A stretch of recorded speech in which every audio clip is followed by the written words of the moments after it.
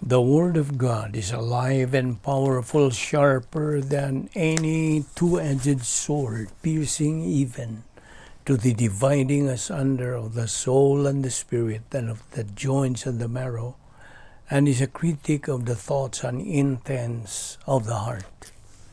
Ang tibuok nga kasulatan gipaginawa sa Dios ug may kapuslanan alang sa pagpanudlo, alang sa pagpamadlong, alang sa pagpanulid ug alang sa pagmatuto sa pagkamatarong aron ang tao sa Dios mamahingpit masinangkapan alang sa tanang maayong buluhaton. Maayong adlaw sa tanan nato mga subscribers, fellow believers, welcome no sab ning atong line o sa adlaw nga pagtuon sa pulong sa Dios. Okay, I hope anamos pa yung panglawas o atong andamon na itong tagsa-tagsa kakalag pinagis paggamit sa 1 Juan 1:9, the rebound technique kung ikaw sa ka magtutuo kung gikinahanglan man aron ikaw mapunan sa Espiritu Santo. Apanalang kanimo dili magtutuo ang imong buhaton, maong paggamit niya ng imong kabuton, your free will, hinatag na sa Diyos kanimo. Ipagamit ka na, whether imong dawaton o isalikway si Ginoong Hesukristo.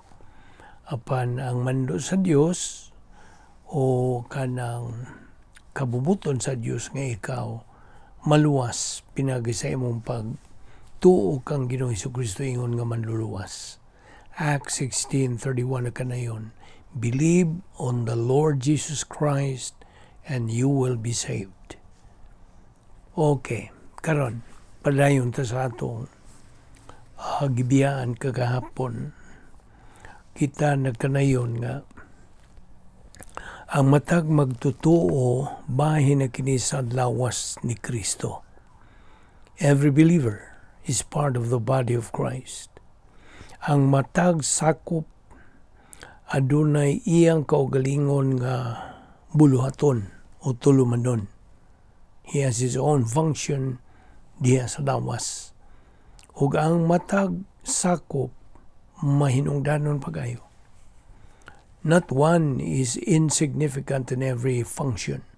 Matag role inunta, papel inunta. Matag papel sa matag sakop mahinungdanon pagayo and significant. Okay. Sa atong pagpadayon, atong ablihan ng atong Biblia diya sa Juan 7:37. Nagkanayon kini sa in English, if anyone is thirsty, let him come to me and drink. Verse 38, he who believes in me, as the scripture said, from his innermost being will flow rivers of living water. Verse 39, but this he spoke of the Spirit, whom those who believed in him were to receive, for the Spirit was not yet given because Jesus was not yet glorified. Okay, kitang mga magtutuo, ipagtawag from darkness to light. Okay? We were called from darkness to light. Gikan sa kangit-ngit, ngadto na sa kahayag. Hinumdumi ang Juan 8:12. Nagkanayon, then Jesus again spoke to them saying, I am the light of the world. He who follows me will not walk in the darkness, but will have the light of life. Okay. Kining follows he who follows, following. Okay? Now, what do we mean by following? Ang buot pasabot nini, mga imong pagtuo kang Kristo ingon nga manluluwas. Matthew 5:14, you are the light of the world. A city set on a hill cannot be hidden. Verse 15, nor does anyone light a lamp and put it under a basket, but on the lampstand, and it gives light to all who are in the house. Verse 16, let your light shine before men in such a way that they may see your good works and glorify your Father who is in heaven. Now, Colossus 3:15 na po. Now, there are a lot of biblical principles nga atong makatunan sa atong pagpadayon sa pagtuon sa pulong sa Dios every day. Daghan. Sa diha nga kita magatuon, when we study God's Word, we do it verse by verse from its original language. Okay? In fact, we do it through the method nga gitawag natong ICE method. I, isagogical. C, categorical. E, exegetical. So gitawag nato kini og ICE method. O kini lamang ang bugtong paagi aron kita makatubo spiritually. This is the only way. Atong tun-an ang pulong sa Dios ug ang nagkalain-lain nga mga rasyonal luyo niini ug ato kining libot-libot ipatuyok-tuyok diha sa atong panimuot.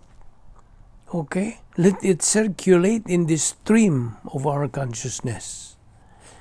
Ang pulong sa Diyos God, huna-huna ni Kristo, 1 Corinto 2:16. Kaya kitang mga magtutuo, gimanduan sa pagkamapasalamaton.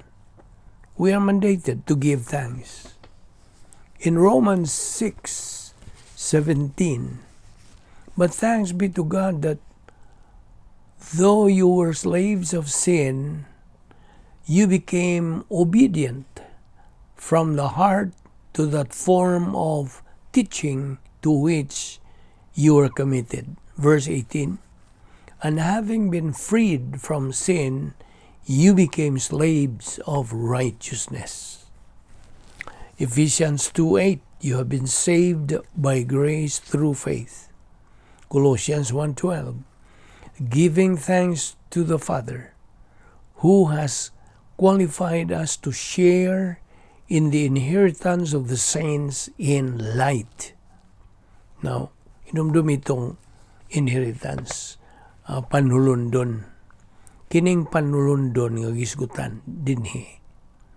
Technically, mao kini ang atong mga ganti dito sa eternidad. This inheritance is technically our rewards in eternity. O ang Dios nagasangkap kanato niini didto sa gitawag antecedent grace. Sa kaniyang tunga pantanan. O ang Dios mao ang nagahatag kanato niini ingon nga gasa nga kaluwasan. The gift of salvation. God supplies all our needs. Matud pa kana sa iyang mga pulong according to His riches. Now, alinggati kining pulong nga qualified us. Des Colossus 1:12. Note that word. This qualification only happens sa diha nga kita naluwas. At the point of salvation. Ug ang sunod nga qualification alang kanatong mga magtutuo to be able to share in the inheritance of the saints in light. Kini ang kaning phrase nga to share in the inheritance of the saints in light. Mao kini ang pasabot when we reach capacity to receive the rewards in eternity. You see? So, naay tuluman nun nga atong kabuton na pangutana. Unsa may but pasabot ni ining marvelous light. Unsa but pasabot. Now, ang tubag, bahin kini sa qualification sa mga magtotoo. Kaya ang tanaw ng magtotoo, mga santos.